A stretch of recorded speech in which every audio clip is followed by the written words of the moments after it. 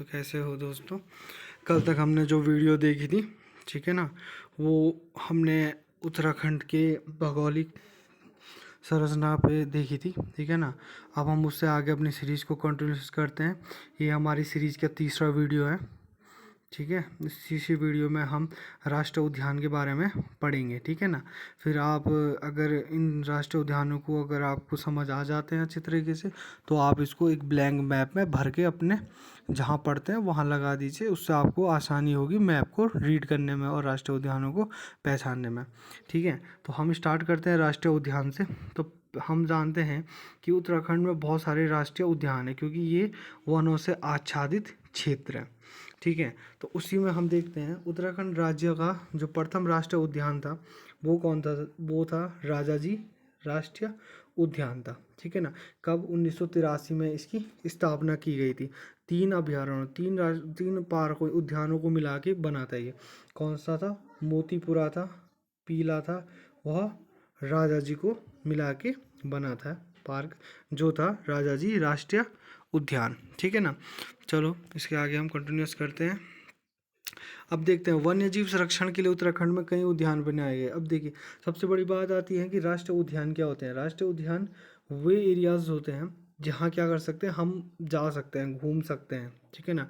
जहाँ हम जाके घूम सकते हैं, जहाँ हमारी रीच है, ठीक है। उसके बाद जो हमारे सेंचुरीज होती हैं, वन्य जीव अभयारण्य या फिर वाइल्ड लाइफ सेंचुरीज होती हैं, ठीक है ना, उन एरियाओं में हम नहीं जा सकते हैं अभी। अब वहाँ हम क्या, जो विलुप्ति की कगार पे जो जा चुके हैं, हम उन जानवरों को क्या करते हैं, वहाँ संरक्षण प्रदान करते हैं, तो वहाँ जाना वर्जित नहीं होता है, ठीक है ना। और राष्ट्रीय उद्यान में हम जा सकते हैं।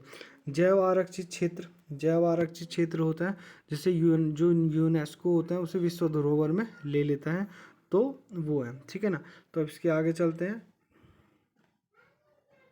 ठीक है। तो सबसे पहला राष्ट्रीय उद्यान हमारे पास है जिम कॉर्बेट नेशनल राष्ट्रीय उद्यान, ठीक है, या जिम कॉर्बेट नेशनल पार्क। जो आप ये फ़ोटो देख रहे हैं, ये फ़ोटो है किसकी, सर हैली की फ़ोटो है, ठीक है।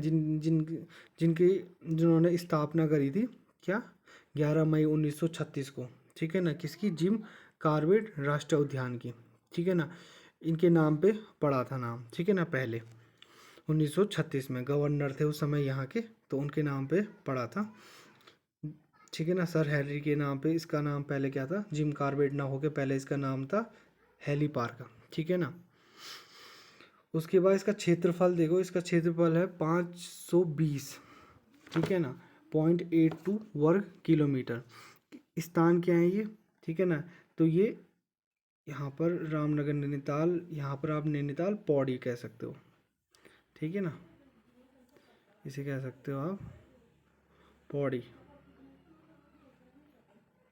ठीक है। उस एरिया में भी इसका कुछ लगता है, शिवालिक पहाड़ियाँ हैं ना, क्योंकि पौड़ी के कुछ क्षेत्र शिवालिक पहाड़ी में आता है, ये कल आपको बता दिया गया था, ठीक है। ओके, तो अब हम आते हैं अपने टॉपिक पे, ठीक है ना। अब हम देख रहे हैं, ठीक है, देखिए 1954 में इसका नाम क्या बढ़ाया गया था, रामगंगा राष्ट्रीय उद्यान रख दिया गया था, ठीक है। फिर 1957 में पुनः इसका नाम बदलकर प्रकृति प्रेमी और जो प्रसिद्ध शिकारी थे जिम कॉर्बेट, जिनके नाम से आज भी हैं, उनके नाम पे कॉर्बेट राष्ट्रीय उद्यान रखा गया।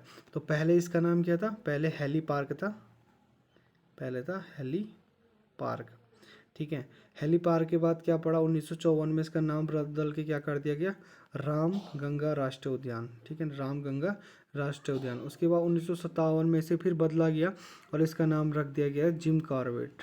क्या रखा गया, जिम कॉर्बेट, जो नाम आज तक चल रहा है, ठीक है ना। इसमें एक बहुत इम्पोर्टेंट है जो ये वाला है, ठीक है ना, इसको आप ज़रूर याद रखें कि 1973 में बाघ परियोजना की शुरुआत की, जो इंडिया में फर्स्ट टाइगर, ठीक है ना, टाइगर को बचाने की मुहिम थी, वो की गई थी 1 नवंबर 1973 में, ठीक है। यहीं से स्टार्ट किया गया था। और 1973 में उत्तराखंड में जिम कॉर्बेट राष्ट्रीय उद्यान को भारत का पहला बाघ संरक्षित क्षेत्र घोषित किया गया। अब ये बाघ कौन थे, ये बंगाल टाइगर्स थे, ठीक है ना।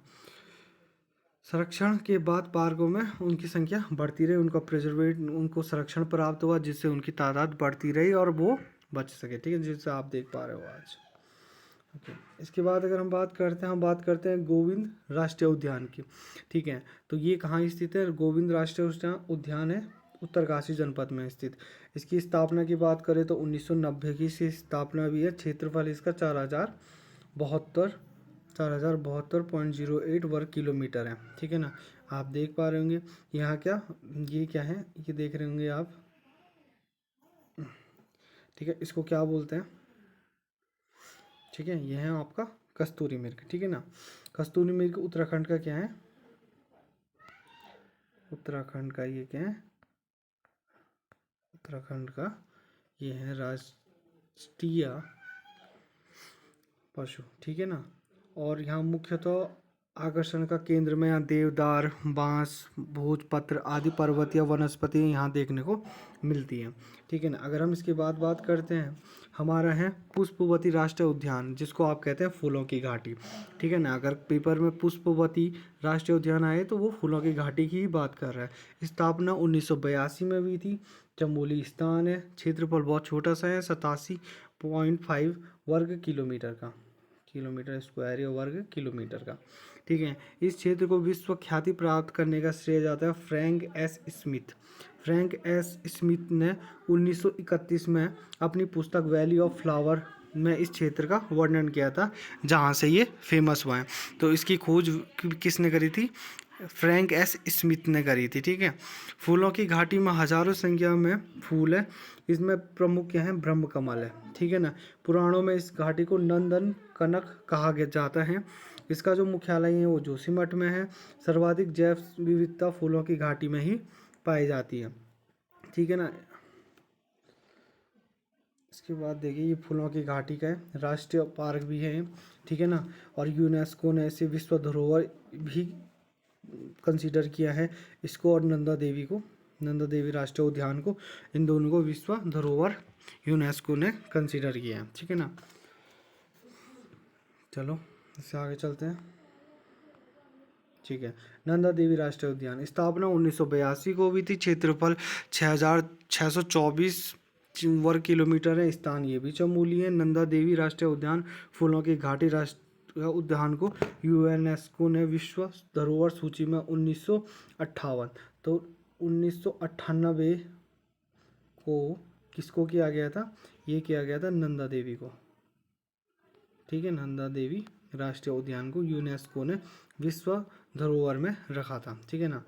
और 2005 में किसको किया गया? वैली ऑफ फ्लावर या फिर फूलों की घाटी को 2005 में किया गया, ठीक है ना। वैली और फ्लावर को कितने में किया गया? 2005 में शामिल किया गया। इंपॉर्टेंट क्वेश्चन हैं दोनों, ठीक है। यह उत्तराखंड का एकमात्र जैव आरक्षित क्षेत्र है, जैव आरक्षित क्षेत्र भी है, ठीक है ना। यहाँ बाघ, हिम तेंदुआ, भूरा भालू, घोराल आदि मिलते हैं, ठीक है। इसके बाद हम नेक्स्ट करते हैं। देखिए आप ये देख रहे होंगे, ये बाघ है, ठीक है ना। ये नंदा देवी पीक है, तो इसके ये वाला बायो रिजर्व ये है वो राष्ट्रीय उद्यान, ठीक है ना। इसके बाद हम आगे चलते हैं। अब हमारे पास है राजाजी राष्ट्रीय उद्यान, ठीक है ना। अब ये 1983 में इसकी स्थापना हुई है। देहरादून, हरिद्वार और पौड़ी गढ़वाल में पड़ता है। इसका क्षेत्रफल है वो 820 वर्ग किलोमीटर है। इस पार्क में 30 प्रकार के स्तनधारी जीव पाए जाते हैं, ठीक है ना। इसका मुख्यालय कहाँ है? देहरादून में। इसका नाम पहले गवर्नर राजगोपालचारी के नाम पे रखा गया था। यहाँ सबसे प्रमुख है एशियाई हाथी पाए जाते हैं, नीलगाय पाई जाती है, सांभर पाया जाता है, बारहसिंगा, जंगली सुअर आदि। तो एशियाई हाथी आपको सबसे मेन याद रखना है, ठीक है ना। इसके बाद अगर हम आगे चलते हैं, देखिए ये है एशियाई हाथी, ठीक है। राजाजी नेशनल पार्क का एशियाई हाथी देखा होगा आप लोगों ने, ठीक है। इसके बाद अगर हम चलते हैं, फिर हमारे पास आता है गंगोत्री राष्ट्रीय उद्यान। गंगोत्री राष्ट्रीय उद्यान की स्थापना जो हुई थी वो 1990 में हुई थी। स्थान इसका उत्तरकाशी है। क्षेत्रफल इसका 2390 वर्ग किलोमीटर है। गंगोत्री राष्ट्रीय उद्यान में वन्य जीव में हिम तेंदुआ हो गया, हिमालयन भालू हो गया, कस्तूरी मृग हो गया, पक्षी में मोनाल इत्यादि मिलते हैं। तो यह है गंगोत्री राष्ट्रीय उद्यान। इसके बाद अगर हम फिर चलते हैं, ठीक है ना, तो अब हम देखते हैं राज्य के वन्य जीव अभयारण्य, ठीक है ना। अब क्या हुआ है राज्य के वन्य जीव अभयारण्य, वन्य जीव अभयारण्य या वाइल्ड सेंचुरीज आप मैंने आपको बता दिए, जो विलुप्त होने वाली कगार पे हो जाते हैं तो हम उनको क्या करते हैं, उनको संरक्षण प्रदान करते हैं, तो उसको कहते हैं। इसके लिए एक यूनेस्को की एक बुक होता है जिसे बोलते हैं हम रेड बुक। क्या बोलते हैं? Red book. रेड बुक में उन स्पीसीज का रखा जाता है जो क्या हो रही हैं, विलुप्त हो रही हैं, बिल्कुल विलुप्त की कगार पे हैं। तो उनको बचाने के लिए क्या करते हैं, रेड बुक ले लेते हैं। रेड बुक में क्या करते हैं, उनके सैंपल ले लेते हैं, पौधों के सैंपल ले लेते हैं, जिससे अगर वो विलुप्त हुए तो उनके बारे में कल के दिन पता रहे, ठीक है। तो उसे हम बोलते हैं रेड बुक, ठीक है। तो ये याद रखने ना, कहीं आ गया तो आप कर लोगे, ठीक है ना। उसको कहते हैं हम रेड बुक। अब बात करते हैं राज्य के वन्य जीव अभयारण्य की, ठीक है ना। तो अगर बात करते हैं कि देखिए मोनाल हमारा राज्य पक्षी है, ठीक है ना। इसका शिकार काफ़ी बहुतायत में होता है, तो इस पर लगाम लगाने के लिए सरकार ने वन्य जीव संरक्षण अधिनियम 1972 के अंतर्गत पाबंदी लगाई इसके शिकार पे। तो हमारे पास पहला है केदारनाथ वन्य जीव अभयारण्य, स्थापना 1972 में, क्षेत्रफल 975, स्थान चमूल और रुद्रप्रयाग में हैं, ठीक है ना। मुख्यतः लेपर्ड, तेंदुआ, ठीक है ना, भूरा कस्तूरी मृग, थार, सांबर लिखा हुआ है, आप देख सकते हैं, ठीक है ना। इसके बाद अगर बात करते हैं हम, ठीक है ना, ये देखिए इतने प्रकार के जानवर यहाँ मिलते हैं, ठीक है ना। ओके, अब आते हैं हम गोविंद वन्य जीव अभयारण्य। आपको पता है कहाँ है ये? उत्तरकाशी में है, ठीक है ना। स्थापना 1955 में हुई थी। क्षेत्रफल क्या है इसका? क्षेत्रफल है इसका 4485, ठीक है ना।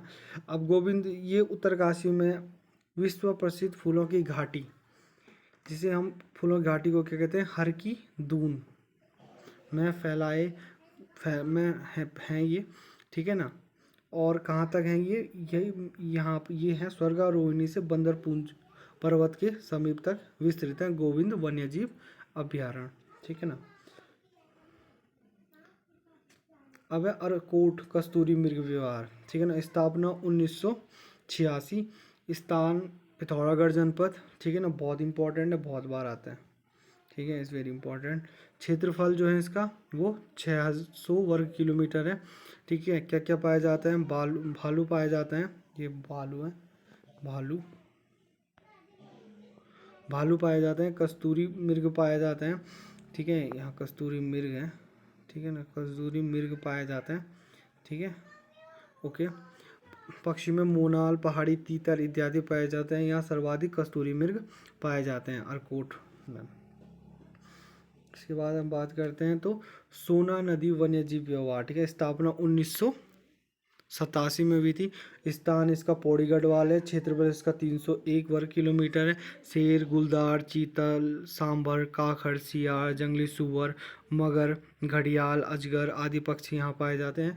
पक्षियों में सबसे इम्पोर्टेंट है ग्रेट हॉर्नबिल ईगल और हिमालयन पाइड यहाँ पर प्रमुख रूप से पाए जाते हैं। इम्पोर्टेंट है ये वाले, ठीक है। अगर इसके बाद हम करते हैं तो बिनसर वन्यजीव व्यवहार की बात करते हैं। 1988 में स्थापना हुई थी। स्थान इसका अल्मोड़ा था। क्षेत्रफल इसका 47 वर्ग किलोमीटर का है। प्रमुख वन्यजीव वहाँ तेंदुआ है, काला भालू है, काखड़ है, जंगली सुअर, बिल्ली इत्यादि हैं। वनस्पतियों में देवदार, बांज, बुरांश तरीके आदि यहाँ पाए जाते हैं, ठीक है। अब लास्ट है जो है ब्लैक होगा, ठीक है ना, माउंटेन क्लेव वन्यजीव व्यवहार, ठीक है ना। अगर मैं इसकी बात करता हूँ, ये होगा बिनोक,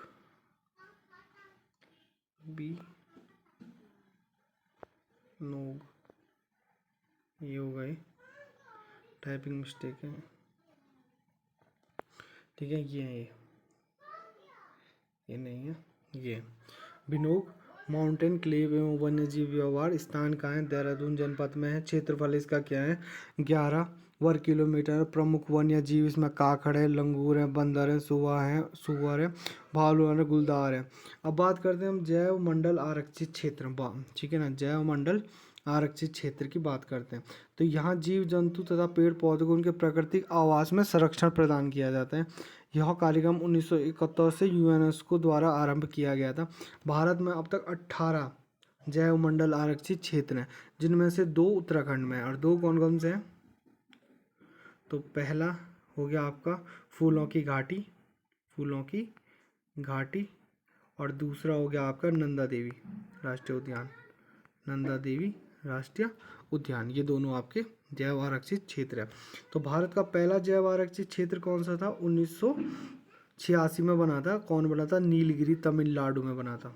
ठीक है ना, नीलगिरी तमिलनाडु में बना था। तो ये 2 क्वेश्चन इंपॉर्टेंट है। उत्तराखंड में कौन कौन सा है? यूनेस्को ने कब आरंभ किया? यूनेस्को ही एक बुक बनाती है जिसे हम रेड बुक बोलते हैं, ये भी आपको याद रखना है। क्या बुक बनाती है? रेड बुक बनाती है।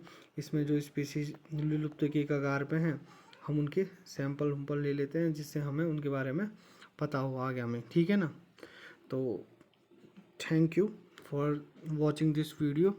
लाइक कर देना इस वीडियो को, सब्सक्राइब कर देना। ठीक है, और जो पुलिस से या पटवारी या फिर अन्य एग्ज़ाम है आपके PCS या फिर कोई भी आपका थ्योरेटिकल एग्ज़ाम भी है, उसकी तैयारी भी आपको की जाएगी। ठीक है ना, सहयोग बनाए, वीडियो को ज़्यादा से ज़्यादा शेयर करें, लाइक करें। ये सीरीज़ आपकी पूरी कंटिन्यूस चलेगी। इसके बाद हम हिंदी करेंगे, आने वाले एग्ज़ामों को के पेपर के अकॉर्डिंग ही करेंगे। इसके बाद फिर एग्ज़ाम के पेपर भी लगाए जाएंगे और आपको कंप्लीट स्टडी मटेरियल आपको प्रोवाइड कर दिया जाएगा। बस चैनल में बने रहें। ठीक है ना, MCQ एक दिन रखते हैं लाइव। ठीक है, तो MCQ भी आप लगाएं। Thank you, have a